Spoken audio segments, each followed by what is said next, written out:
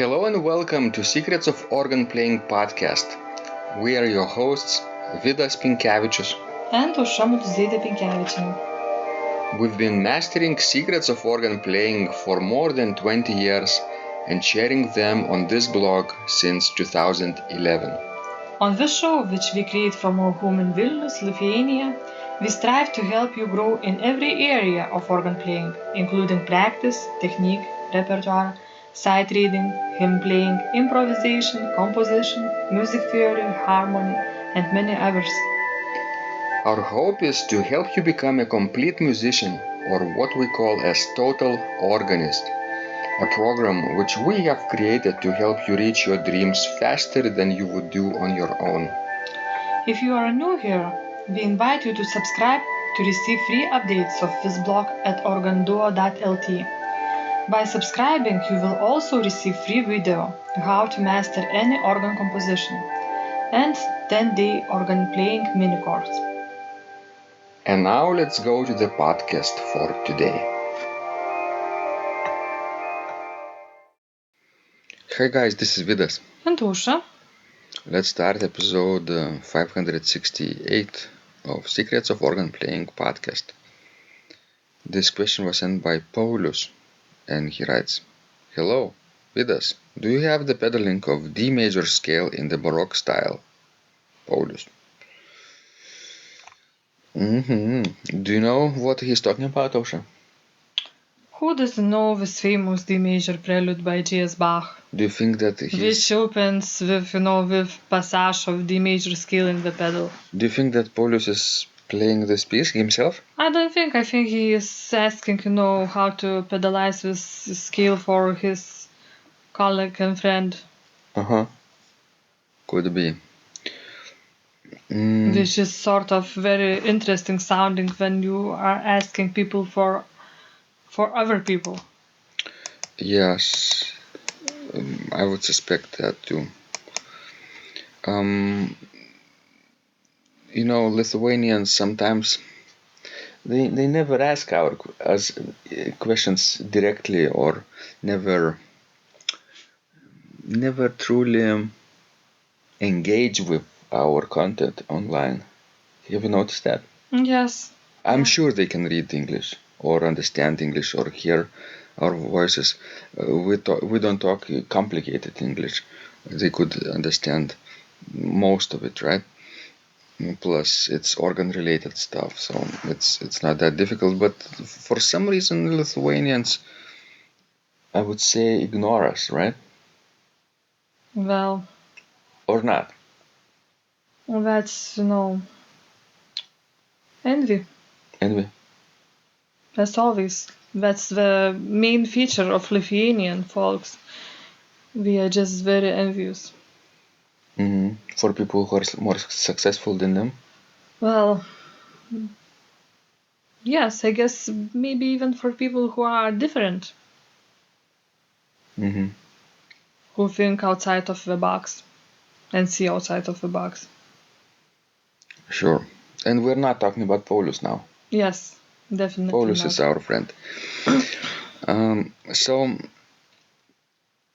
playing D major scale, I suspect it's for D major prelude and fugue, BWV number 532.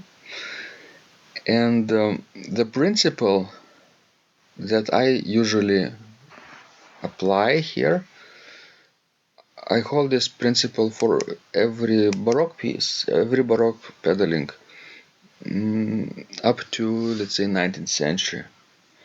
So I don't play everything with one foot or with another foot or with heels.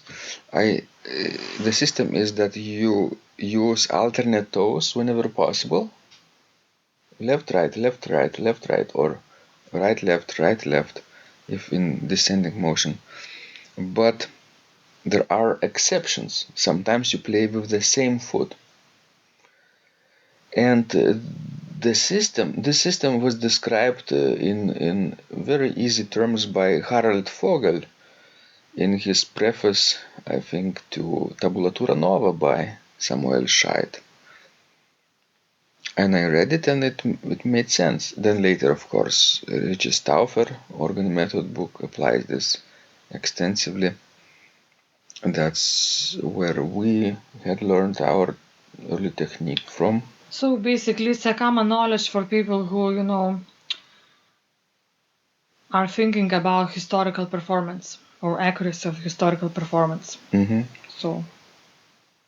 So you play with the alternate toes, right, left, most of the time, but play with the same toe, same foot twice, let's say, when there is change of direction. If the melody moves upward and then downward, you play with the same foot. Or when there are longer note values, you can play with the same foot. If there are half notes, let's say, it's nothing to worry about. Don't have to play in alternate toes unless you want. And you play with the same toe when there is an upbeat before the stronger beat. It doesn't have to be beat 1 of the measure. It can be beat 3 in 4/4 meter, or in faster notes like 16-note passages, like in D major scale. It could be in every. It could be the first note could be played with the same toe. D, E, those two notes of the scale, I would play them with left, and then alternate toes. It would be left, right, left, right, because the last note is the stronger beat. Does it make sense, Osha? yes, and because the last two notes are already very high up on the pedal board. Or, of course, in this piece there is no descending scale, but I wrote it to Paulius anyway. I would start the same way, but from the right toe. Right, left, left. It makes sense. So ascending would be D, E, F sharp, G, A, B, C sharp, D, or left, right, right, and descending would be D, C sharp, B, A, G, F sharp, E, D, or right, left, left. Would you do this the same way or a little bit different? Yes, I would do it the same way. I think it's very adequate. This is not the same if you want to play the major scale legato in a modern style. Of course, when it would be completely different. You would use, heels as well. I would start with the heel, D, then the toe of the same foot, left foot, E, then F sharp would be right toe, then G would be left heel, A would be right heel, and then B would be left toe, C sharp would be right toe, and then heel on D. It's like a heel, toe, heel technique mostly. You keep your heels together. That's very easy then. So is it something you would apply yourself also? I see your hidden smile. Well, if you would have such a short legs as I do, I don't think you would be able to keep all time your knees together. So that's, we have different physiology. So, and for example, if I would have, to play in romantic style the D major scale, the 3 upper notes, I would play with my right foot. I would do the heel on the B, then, toe on the C sharp, and would finish with the heel. I see. You need longer legs. Yes. Could you buy them for me?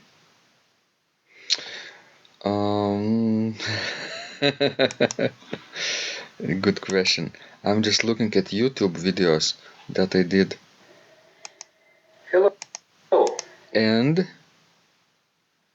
it looks like my video on how to play the C major scale with pedals on the organ has 75,000 views. It's my most viewed video. But D major pedal scale has, guess how many views? Less than C major, of course. How much less? A lot. Only 4,737 views. Very few people care for D major scale. Yes. It pays to play with 0 accidentals. So, you can look it up, by the way, if you are interested in looking at my feet and seeing how I play D major scale. But this is in legato style. Yes, definitely. So you could not apply it for playing Bach's D major prelude with you. And by the way, if you need a guidance and you need to perfect your organ playing pedal technique, I really recommend Pedal Virtuoso Master course. We have exercises in playing arpeggios and scales over 1 and 2 octaves. And what it gives is provides you, it helps you create, develop your ankle flexibility. And this is the secret sauce of having a perfect pedal technique in any style, of course. It's based on legato style, so it doesn't work for toes only technique.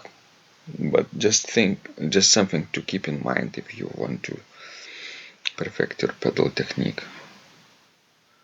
It's really worth it. Okay, guys, this was Vidas. And Usha. Please send us more of your questions. We love helping you grow. And remember, when you practice, miracles happen.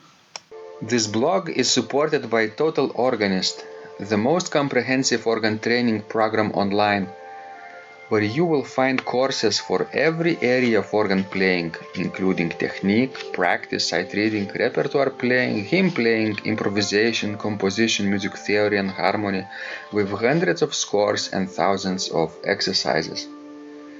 Here is what some of the students are saying. Hugh writes, "The sight reading course has helped me tremendously. Thank you very much for your SS courses and all your help."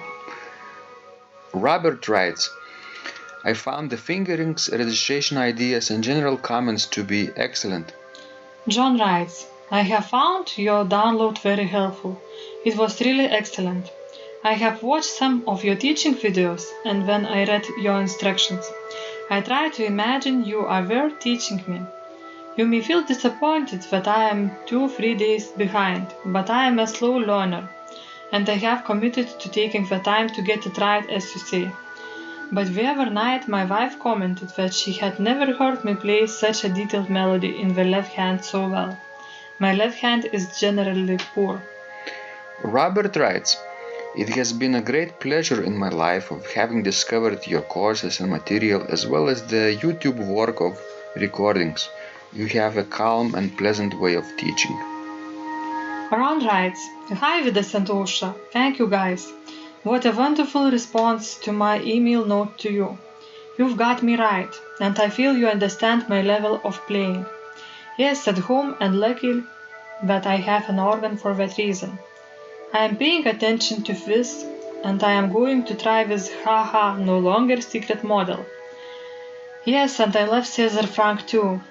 What is very nice about your blog podcast is that Usha and Vidas are like a Socratic dialogue, and by bouncing things off of each other, so much more information comes out and is expressed.